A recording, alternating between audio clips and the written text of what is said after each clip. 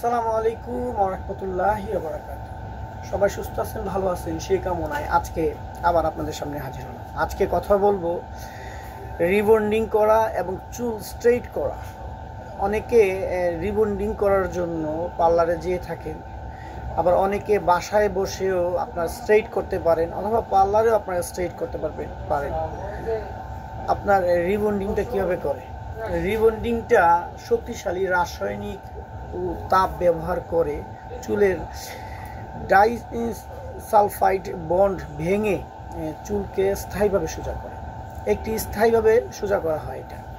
এটি যদি সঠিকভাবে না করা হয় তাহলে চুলের অনেক ক্ষতি হয়ে যাবে। চুল ভেঙে যেতে পারে, রুক্ষ হয়ে যেতে পারে এবং চুল পড়া শুরু হতে পারে। রিবন্ডিং করার সময় অবশ্যই আপনারা যারা অভিজ্ঞ লোক আছে পার্লারে, তাদের থেকে রিবন্ডিং করাটা অত্যন্ত জরুরি। অনভিজ্ঞ কোনো লোক দ্বারা আপনারা রিবন্ডিং করতে চেষ্টা করবেন না।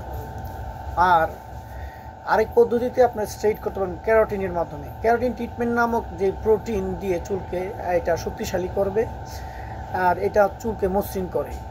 এই প্রক্রিয়ায় চুলের প্রাকৃতিক যে অ্যামিনো অ্যাসিড বন্ডগুলো অপরিবর্তিত থাকে, এটা চুলের কোনো ক্ষতি করে না।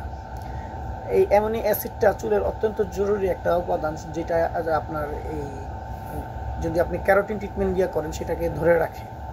কিন্তু এটার একটা অসুবিধা আছে, এটা আপনার বেশি দিন স্থায়ী হয় না। যদি সঠিক যত্ন নেন সেটা আপনার 3 থেকে 6 মাস পর্যন্ত এটি আপনার স্থায়ী হতে পারে।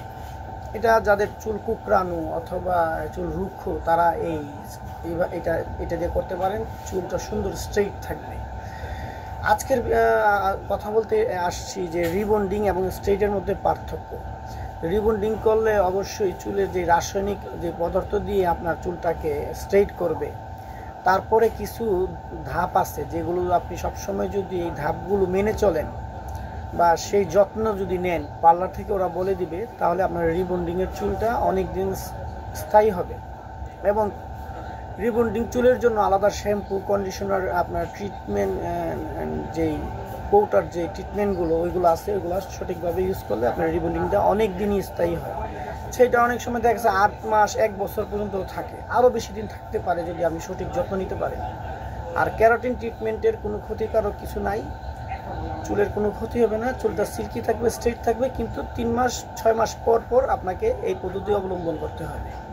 সবাই সুস্থ থাকবেন, ভালো থাকবেন সেই কামনা নিয়ে আজকে এখান থেকে বিদায় নিচ্ছি। আসসালামু আলাইকুম ওয়া রাহমাতুল্লাহি ওয়া বারাকাতুহু।